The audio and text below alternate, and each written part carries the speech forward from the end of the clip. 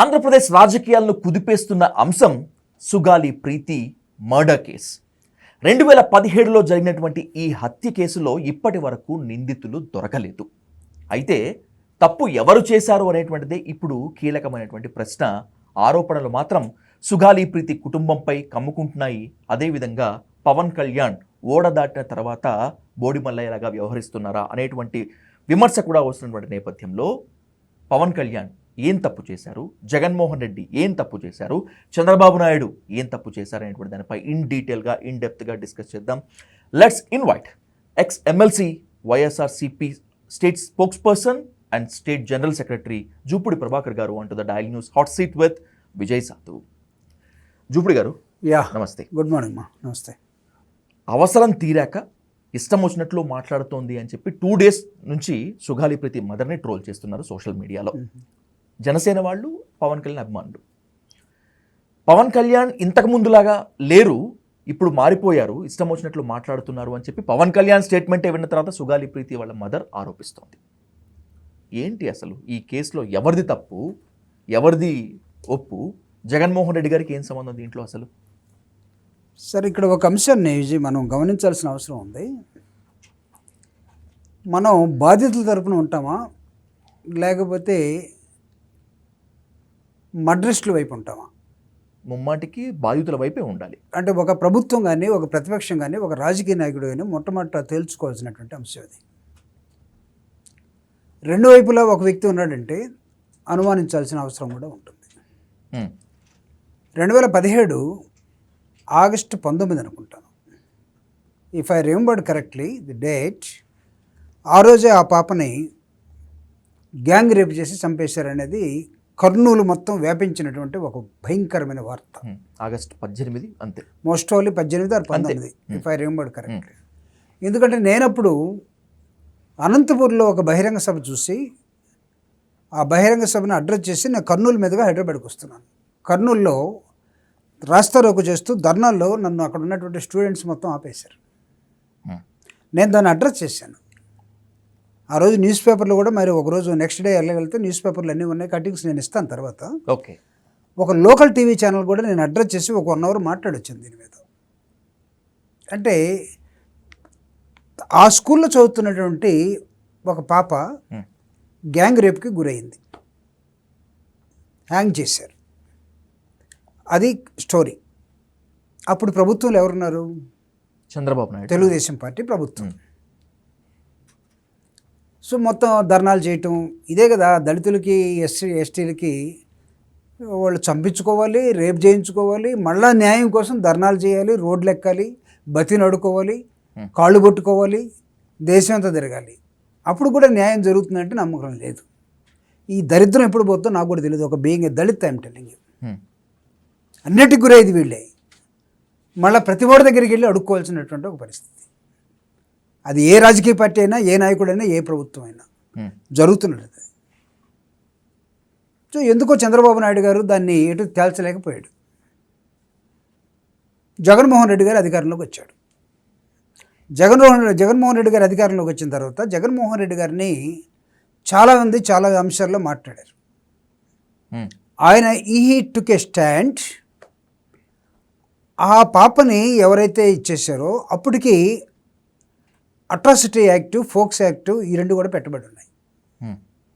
తెలుగుదేశం పార్టీలో, ప్రభుత్వంలో కనీసం అట్రాసిటీ కేసుని కూడా అడ్రస్ చేయలేనటువంటి పరిస్థితుల్లోకి వెళ్ళిపోయారు. జగన్మోహన్ రెడ్డి గారు ఏం చేశారంటే ఈ అట్రాసిటీ కేసుని రిజిస్టర్ చేసిన తర్వాత ఆ కుటుంబానికి ఎందుకు న్యాయం చేయలేదని తనే ఎంక్వైరీ చేశాడు. అంటే చాలామంది కర్నూలు నుంచి ఆయన దగ్గరికి వచ్చారు. ఓకే, కర్నూలు నుంచి ఆయన దగ్గరికి వచ్చారు. దానిలో ఈ మూమెంట్ని, ఈ ప్రీతి వాళ్ళ మదర్ తోటి అంటే మొత్తం మూమెంట్ని, డైనమిక్స్ని మార్చినటువంటి బాలసుందరం అనే ఒక social activist, retired employee, okay, Dalit activist. Social activity అనే కన్నా దళిత యాక్టివిస్ట్. అక్కడ ఉన్నటువంటి కలెక్టర్లైనా, ఎస్పీలైనా సరే బాలసుందరం ఉద్యమంలోకి వచ్చాడంటే షర్ట్ ఇప్పేసి రోడ్డు మీద కూర్చుంటాడు, కారుకు అడ్డంగా కూర్చుంటాడు, అతనికి సమాధానం చెప్పే మనం పోవాలి అనేది కర్నూలులో ఉన్నటువంటి ఒక అంశం.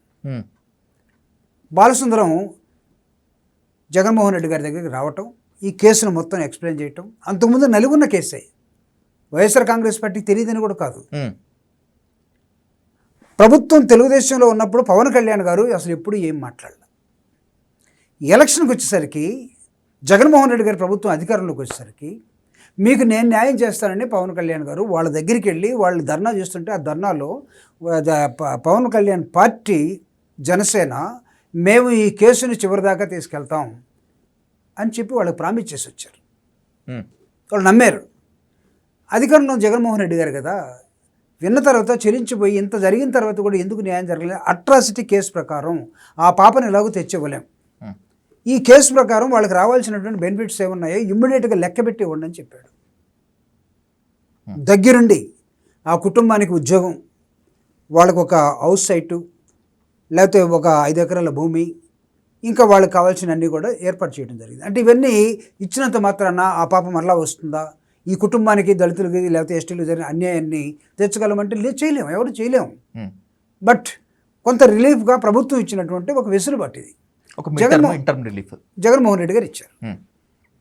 ఆ టైంలో పవన్ కళ్యాణ్ గారు మీకు తెలుసు కదా స్టైలు, ఇవన్నీ వేసుకొని మాట్లాడాడు. అసలు దీన్ని మొత్తం మీద వాళ్ళు ఎవరో దీనికి కారణమైనటువంటి వాళ్ళని శిక్షిస్తాను, నన్ను నమ్మండి అని చెప్పాడు. పాపం ఆవిడ నమ్ముతూ ఉంది. ఇంకా ఆవిడకి ఇంకా ఆశ సావాలి, తల్లికి పేగు కదా. తన బిడ్డ రేపుకు గురైతే ఆ తల్లి ప్రాణం ఎలా కొట్టుకులాడుతుందో ఇది ఎగ్జాంపుల్ మొత్తం మనం చూడగలిగితే. జగన్మోహన్ రెడ్డి గారు మొత్తం చేశారు. వాళ్ళు ఏమడిగారంటే ఈ కేసుని సిబిఐకి ఇవ్వండి సార్, అప్పచెప్పండి అన్నారు. జగన్మోహన్ రెడ్డి గారు సిబిఐకి ఒక లెటర్ రాసి ప్రభుత్వం తరపున దీన్ని సిబిఐకి అప్పచెప్పమని చెప్పాడు. ఆయన చేతిలో ఉన్నది అంతవరకే. అయితే సిబిఐ ఎంక్వైరీ చేసి దాన్ని చివరిదాకా తేల్చలేదని అప్పుడున్నటువంటి వైఎస్ఆర్ ప్రభుత్వాన్ని ఒకవేళ కొంతమంది అడిగినా లేదా అది కూడా న్యాయమే. కానీ సిబిఐ అంటే జగన్మోహన్ రెడ్డి గారి చేతిలో కాదుగా, జగన్మోహన్ రెడ్డి గారి ఎన్డీఏ కూటమిలో లేడుగా. రికమెండ్ చేశాడు, తర్వాత అది జరుగుతూ ఉంది, వాళ్ళకి రావాల్సిన ఇచ్చేసాడు. Now the story is that a పెద్ద మనిషి అయితే సహాయం చేస్తానన్నాడు, ఏ రాజకీయ నాయకుడైతే ముందుకొచ్చి నీ కుటుంబానికి అండగా ఉంటానన్నాడు, ఏ నాయకుడైతే వాళ్ళని ఒక ఆశనే కొనదాకా తీసుకెళ్ళి ధైర్యం ఇచ్చాడు, ఆయన అధికారంలోకి వచ్చాడు కూటమితోటి. జగన్మోహన్ రెడ్డి గారు ఓడిపోవటం, పవన్ కళ్యాణ్ గారు తెలుగుదేశం పార్టీ, బీజేపీ, జనసేన ఇవన్నీ రావటం జరిగింది. ఆ తల్లికి ఆశ ఉంటుంది కదా, మమ్మల్ని ఉద్యమంలోకి వచ్చి మాతో సపోర్ట్ చేసినటువంటి నాయకుడు, మీరు ఎప్పుడు పిలిస్తే అప్పుడు వస్తానన్న నాయకుడు అధికారంలోకి వచ్చాడు కాబట్టి, that he has become a deputy CM, ముఖ్యమంత్రి తర్వాత ముఖ్యమంత్రి. ఆశతోటి వాళ్ళు ఏంటంటే ఆయన డోర్ తట్టడానికి పార్టీ ఆఫీస్కి వెళ్ళారు. ఆవిడ చెప్పింది, నేను చెప్పట్లేదు. ఎగ్జాక్ట్లీ మొన్న నేను ఇంటర్వ్యూ చేసినప్పుడు కూడా డ్యూ రెస్పెక్ట్ అని పవన్ కళ్యాణ్ గారు, anybody or whomsoever it may be, ఒక రాజకీయ నాయకుడికి మానవత్వం, హృదయం ఉంటుందా లేదనేది కొన్ని టెస్టులు జరుగుతాయి. ఈ టెస్టులో పవన్ కళ్యాణ్ ఎందుకు ఫెయిల్ అవుతున్నాడో చూసుకోవాల్సిన అవసరం ఉంది. ఓకే, ఆవిడొచ్చి నీ ఆఫీస్కి వచ్చి నేను కలవడం కోసం 12 సార్లు కర్నూలు నుంచి వీల్ చైర్లో ఒక హ్యాండిక్యాప్డ్ పర్సన్ నీ ఆఫీస్కి వస్తే నువ్వు దొరకలేదు చెప్తుంది ఆవిడ. అంటే నీలో హ్యుమానిటీ అనేది అధికారంలోకి వచ్చిన తర్వాత, అధికారంలోకి రాకముందు what type of actor you are. సినిమాలు అయితే నువ్వు చేసుకోవచ్చు ఇవన్నీ, ఇది నిజ జీవితం కదా.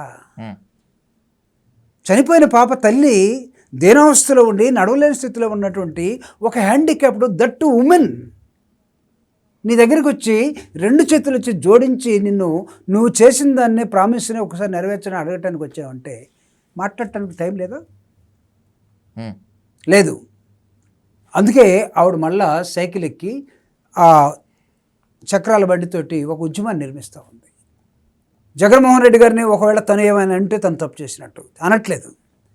నాకు పవన్ కళ్యాణ్ గారు కావాలి, ఆయనతో నేను మాట్లాడాలి, నాకు ఆ రోజు ఇచ్చినట్టు ప్రామిస్ ఏంటి? ఇక్కడ ఐ హావ్ ఎ క్వశ్చన్. చూపుడు 2019 నుంచి 24 వరకు అధికారంలో ఉన్నటువంటి జగన్మోహన్ రెడ్డి సుగాలి ప్రీతి కుటుంబానికి తను చేయగలిగిందంతా చేశారు.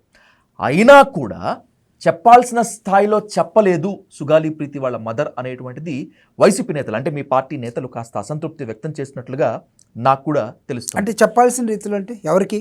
నాకు గవర్నమెంట్ సహాయం చేసింది అని చెప్పి మీడియా ముందు చెప్పడం కానీ ఎక్కడ కానీ చెప్పలేదు. అంటే ఇప్పుడు నేనంటే మా పార్టీలో నన్ను విమర్శించవచ్చు చాలామంది.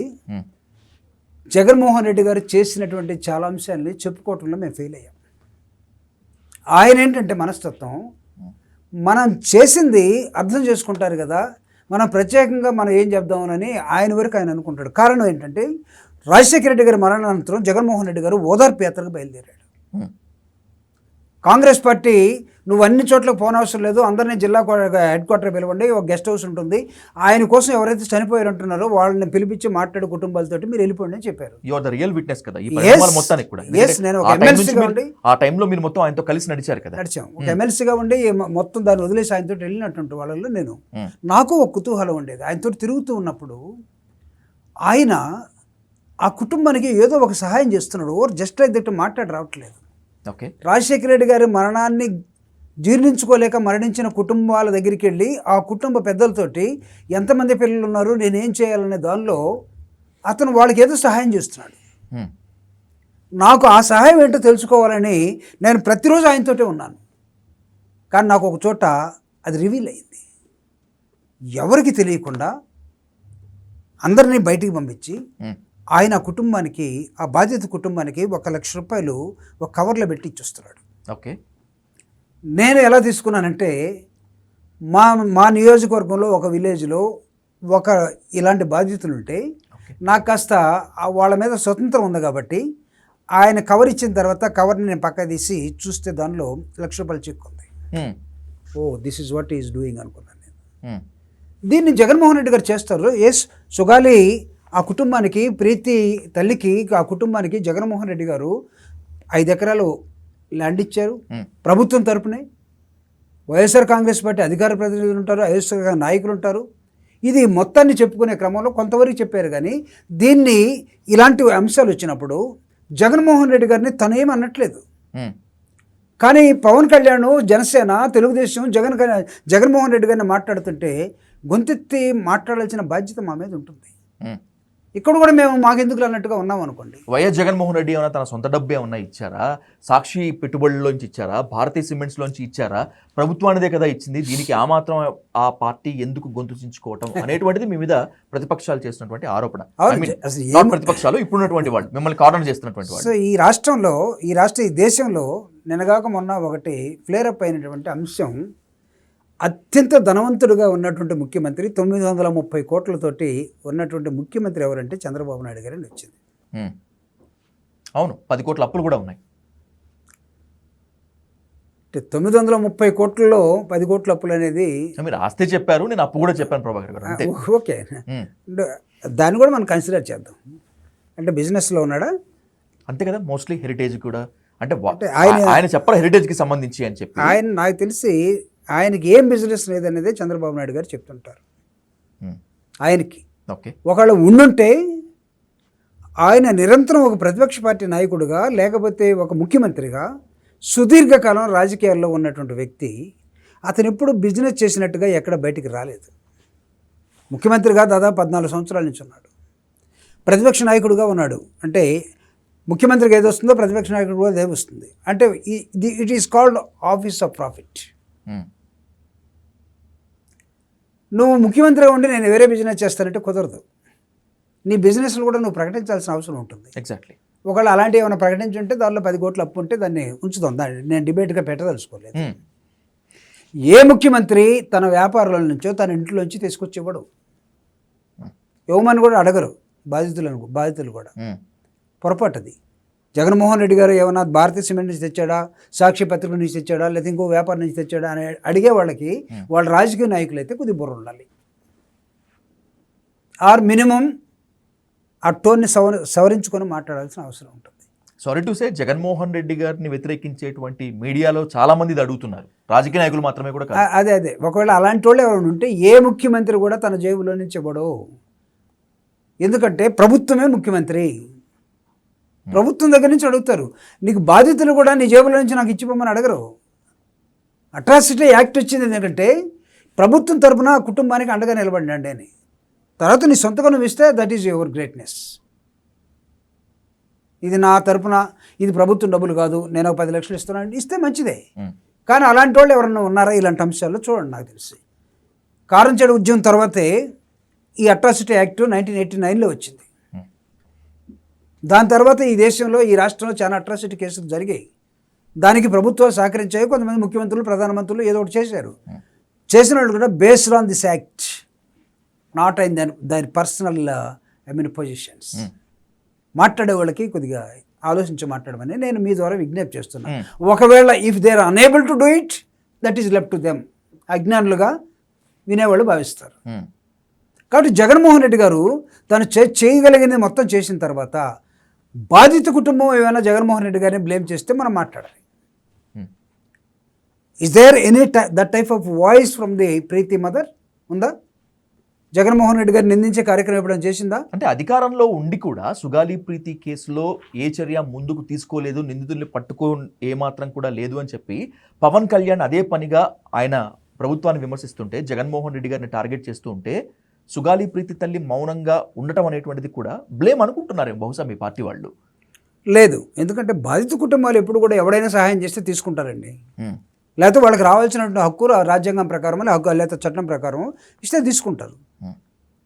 ఖచ్చితంగా వాళ్ళు అది రాకుండా ఎవడైనా మాట్లాడినా వాళ్ళని అందరినీ కూడా నేరస్తులుగానే చూస్తారు. ఓకే, మేము అధికారంలో ఉన్నాం, ఆవిడకి ఏమీ ఇవ్వలేకపోతే మమ్మల్ని కూడా నేరస్తులుగానే చూస్తారు. చూడాలి కూడా. కానీ జగన్మోహన్ రెడ్డి గారు ఏం చేశారు? తన దగ్గరికి వచ్చిన అంశాన్ని ఇమ్మీడియట్గా పిలిపించేసేసి ఆ కేసుని వాళ్ళు అడుగుతున్నారు, సిబిఐకి రికమెండ్ చేయమని చేశారు. అయితే జగన్మోహన్ రెడ్డి గారు ఉన్నప్పుడే నేరస్తులు నిజంగా శిక్షించి చేసి ఉంటే బాగుండేది. కానీ ఈ కేసు ఇంకా చాలా దూరం ఉంది కదా.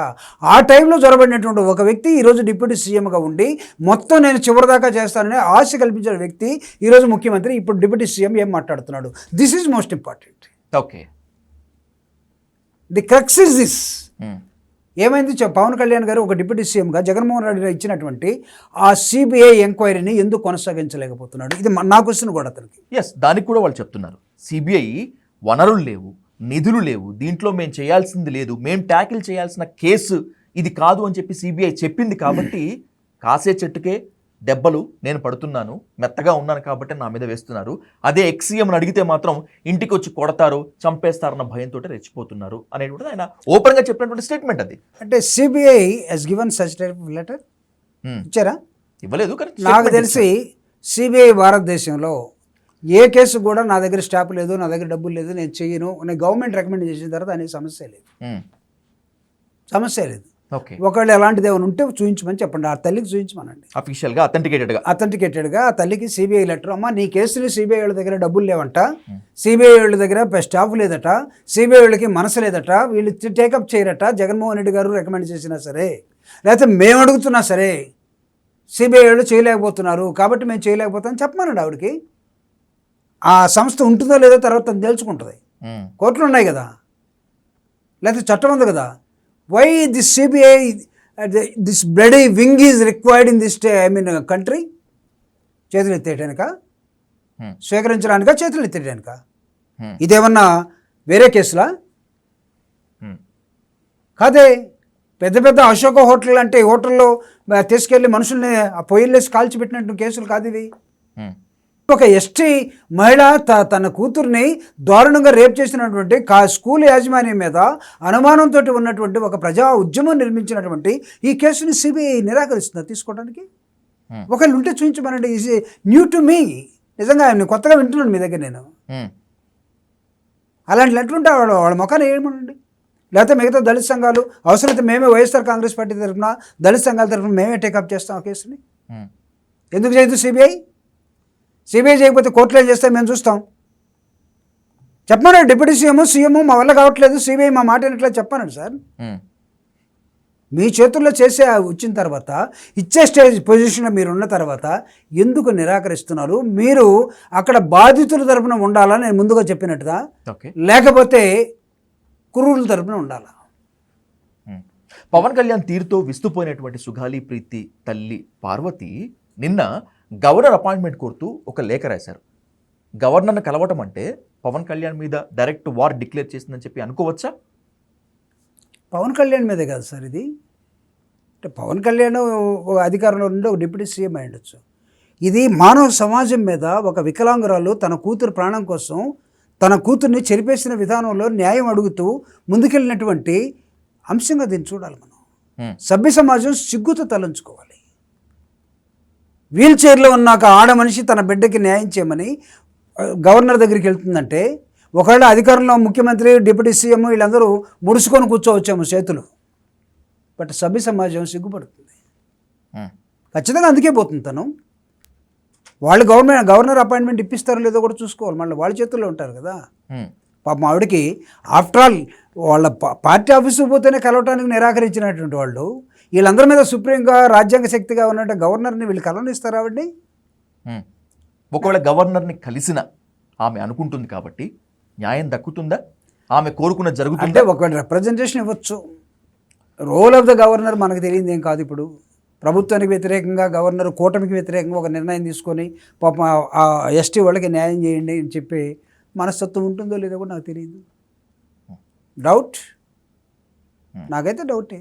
కానీ రాజకీయాల్లో నేను చెప్తుంది, మానవత్వాన్ని మర్చిపోయి హ్యూమన్ ఎలిమెంట్ అనేదాన్ని చంపేసుకొని ఆ రోజు ఒక విధంగా ఈ రోజు ఒక విధంగా మేము ఉంటాము, ఇదే మా నైజం అని ఉన్నటువంటి రాజకీయ నాయకులు రాజకీయాల్లోకి వస్తే ఈ సినిమాల కన్నా భయంకరమైన నటన ఇక్కడ మీరు చేస్తూ ఉంటే మిమ్మల్ని ప్రజలు నమ్ముతారో లేదో మీరు తేల్చుకోండి. This is not correct even to the Pavan Kalyan or to the government. ఎవడైనా సరే ఇది కరెక్ట్ కాదు. ప్రభుత్వం అంటే నీకు పేదల దగ్గరకో లేకపోతే బాధ్యతల దగ్గరకో ప్రభుత్వం వచ్చి నిలబడి సహాయం చేస్తూ ఉండాలి. ప్రభుత్వమే ఒక విలన్లాగా తయారైపోతే, ప్రభుత్వమే మాట తప్పిపోతే ఎవడు చెప్పుకోవాలి? కాబట్టి ఆవిడ తరపున వైఎస్ఆర్ కాంగ్రెస్ పార్టీ నిలబడుతుంది. దళిత ఉద్యమం ఆవిడకి అండగా ఉంటుంది. Right, let's conclude with one question for this topic. Jupudi గారు, సోషల్ మీడియాలో ఆమెని ట్రోల్ చేస్తున్నారు. నీకు ఇంకా అత్యాశ ఎక్కువైంది, ఇంకా కావాల్సింది కాబట్టి నువ్వు ఇంకా చేస్తున్నావు అని చెప్పి. జగన్మోహన్ రెడ్డి ప్రోద్బలం నీ వెనక ఉంది, నీకుంది, అందుకే నువ్వు ఇలా రెచ్చిపోతున్నావు అని చెప్పి ఓపెన్గా జనసేన అకౌంట్ల నుంచే ఆమెని టార్గెట్ చేస్తున్నారు. జనసేన నేతలు కూడా ఆమెని మాట్లాడుతున్నారు. ఆమెని ట్రోల్ చేసినటువంటి వాళ్ళకి and by the same way ఆమె ఉద్యమానికి చివరిగా ఏం చెప్తారు? సార్, ఒకటి, ఆవిడేమీ నాకు తెలిసి డిప్యూటీ సీఎం పదవి అడగలేదు, ఓకే, ముఖ్యమంత్రి పదవి అడగలేదు, లేకపోతే ప్రభుత్వంలో నన్ను కూడా భాగస్వామ్యంగా చేసుకోండి అని అడగలేదు, లేకపోతే నేను చేస్తున్న చిన్న ఉద్యోగం ఏదో తీసుకెళ్ళి టాప్లో పెట్టండి అడగలేదు. అత్యాశ అన్నందుకు తన బిడ్డని క్రూరంగా రేప్ చేసి చంపేస్తే తన పేగుబంధాన్ని మర్చిపోలేక, అది గుర్తు చేస్తుంటే తను నిద్రపోలేక దోషులతోటి మీ ముందుకు వచ్చి అడుగుతూ ఉంది. ఏమని? దోషుల్ని శిక్షించమని. దేన్ని మీరు అత్యాశ అంటారు? మీ చేతగాని తనం, మీరు అత్యాశకి వెళ్ళింది, తను కాదు. ఢిల్లీ మెడలో ఉంచుతామని చెప్పినటువంటి మీరు అనేకమైన అంశాల్లో ఢిల్లీ దగ్గర సాగిలి పడిపోయింది మీరు, అది అత్యాశ. ముఖ్యమంత్రి ఇస్తావా, డిప్యూటీ సీఎం ఇస్తావా అని అడిగింది, అది అత్యాశ. నా వెనకాల ఉండేవాళ్ళు మా వాళ్ళందరూ కూడా అది 5% 3% అనుకుంటా ఎనీ పోస్ట్ డిక్లేర్ చేయాలంటే జనసేనకు 3%, బీజేపీ 5% అనుకుంటా, బీజేపీకి 2% అనుకుంటున్నా. అది అత్యాశ. అంతేగాని ఆవిడ పదవులు అడగలేదు, తనకు న్యాయం చేయమని అడుగుతుంది. న్యాయాన్ని అత్యాశని ఏ మీటర్తో కొలుస్తున్నారో, ఏ ఇన్స్ట్రుమెంట్తో కొలుస్తున్నారో ఒకసారి మీరు బుర్రబెట్టి ఆలోచించమని నేను కోరుతున్నాను. ఆవిడ అత్యాశకు పోలేదు, ఆవిడ న్యాయం చేయమని అడుగుతుంది. న్యాయం చేయమని అడిగి ఆవిడకి న్యాయం చేస్తామా లేదా అని మీరు చూసుకోండి. ఆవిడేమి నెలకి మా పార్టీ నడుపుకోవాలి ఇంత ఇవ్వమని ప్రభుత్వం దగ్గర అడుక్కొని పక్కకి వెళ్ళట్లే ఆవిడ. మిగతా ఎమ్మెల్యేలు ఎవరు మాట్లాడలేదు, మాట్లాడకూడదు, నేనే మాట్లాడతానని ఆవిడ ఎప్పుడు చెప్పలేదు. అదే అత్యాశ. ముఖ్యమంత్రి గారికి పాపం చాలా అంశాలు ఉన్నాయి, అడ్మినిస్ట్రేషన్లో ఆయన మహాపండితుడు, మాకేమీ రాదు కాబట్టి అడ్మినిస్ట్రేషన్ మొత్తానికి ఆయన వదిలేసి మేము ఎటో పోతాం, అది అత్యాశ. నేను ఈరోజు నా వీరమల్లని సినిమా నేను తీసుకుంటున్నాను, దయచేసి నా టికెట్లు పెంచండి అని 2 రాష్ట్రాల్లో ముఖ్యమంత్రులు అడుక్కోవటం, అది అత్యాశ. ఆవిడేమీ చేయలేదే. నువ్వు ప్రాఫిట్ ఆఫ్ ఆఫీస్ ఉండే డిప్యూటీ సీఎంగా పదవిలో ఉండి నువ్వు బయట బిజినెస్ చేసుకోవటం, సినిమాలు తీయటం, అది అత్యాశ. నీ పదవిని అడ్డం పెట్టి నీ సినిమాకి డబ్బులు వసూలు చేసుకోవడం, దట్ ఈస్ క్విట్ ప్రోకో, అది అత్యాశ. అధికార పార్టీని బెదిరించి అక్కడక్కడ మళ్ళా నువ్వు లేస్తే ఏమవుతావో తెలియనటువంటి అంశంలో తెలుగుదేశం బెదిరిపోయే క్రమంలో నువ్వు చేస్తున్న కానీ అది అత్యాశ. పాపం ఆవిడేం చేయట్లేదే, కూర్చుంటే లేవలేనటువంటి ఒక వికలాంగురాలు. న్యాయం అడుగుతుంది ఆమె, న్యాయమే అడుగుతుంది. అత్యాశ దేన్ని అత్యాశ అంటామండి? దేన్ని అత్యాశ అంటాం? ఏమడిగింది ఆవిడ? నీ డిప్యూటీ సీఎం అడిగిందా? నీ ముఖ్యమంత్రి పదవి అడిగిందా? నీ కూటమిలో భాగస్వామ్యాలుగా ఉంటానని అడిగిందా? అనలేదు కదా ఆవిడ నెక్స్ట్ ఎన్నికల్లో మిమ్మల్ని ఓడిస్తామని. ఇంకా రాలేదు కదా ఆ పదం. నెక్స్ట్ ఎన్నికల్లో ఇదే కుర్చీ మీద తిరిగి మాట తప్పినటువంటి రాజకీయ నాయకుడిని, డిప్యూటీ సీఎం అని పవన్ కళ్యాణ్ని బజారుకి ఇడుస్తానని చెప్పలేదు ఇంకా. వస్తుందా ఆ పరిస్థితి? తెచ్చుకుంటారంటారా? ఎందుకు రాదు? లోపల అగ్నిపర్వతాలు ఉన్నటువంటి ఆ మనిషిని అడగండి చెప్తారు. పేగు బంధాన్ని చెరిపేసినటువంటి ఆ దుర్మార్గులు తన కళ్ళ ముందే తిరుగుతూ ఉంటే, తన్ను బెదిరిస్తూ ఉంటే ఆ తల్లి పడుతున్న వేదన అడగండి. ఆ డైలాగ్ ఎప్పుడు వస్తుంది? ఎంతకాలం పరీక్షిస్తారు మీరు? నోరుందని, పదముందని ఇష్టం వచ్చినట్టు తను అత్యాశకు పోతుందంటారా? సిగ్గుండాల్సిన అవసరం లేదా? సారీ, నేను డైలాగ్ ఎప్పుడు వాడను అసలు. You should feel ashamed of it. మీరు సహాయం చేసే దశలో ఉండి చేయలేకుండా ముడుసుకొని కూర్చున్నందుకు ఆవిడ క్షమాపణ చెప్పండి ఫస్ట్ ఆఫ్ ఆల్. అమ్మా, నేను ఏదైనా చేసినా పైన ఒక ముఖ్యమంత్రి ఉన్నాడు, అక్కడ ఒక ఎన్డీఏ గవర్నమెంట్ ఉంది, వాళ్ళు మమ్మల్ని ముట్టికాయలేస్తారు, మేము చేయలేకపోతున్నామని ఆవిడ కాళ్ళు పట్టుకోండి. అంతేగాని ఆవిడని మళ్ళీ తిరిగి తిట్టే క్రమంలో జగన్మోహన్ రెడ్డి గారు ఆవిడ వెంట ఉంటారని భావించి, జగన్మోహన్ రెడ్డి గారు వైఎస్ఆర్ కాంగ్రెస్ పార్టీ వాళ్ళ వెనకాల ఖచ్చితంగా అండగా ఉంటారని భావించి ఇష్టం వచ్చినట్టు మాట్లాడితే I think it is not good for your political party also. రాజకీయాలు ఏవైనా కావచ్చు, విభేదాలు ఎన్నున్నా కావచ్చు, మీరు అన్నట్లు మనం అనుకుంటున్నట్లు బాధిత కుటుంబానికి ఖచ్చితంగా న్యాయం జరగాలి. దోషులు ఎవరైనా సరే శిక్షింపబడాలి. థ్యాంక్ యూ సో మచ్ చూపుడు గారు. Thank you so much.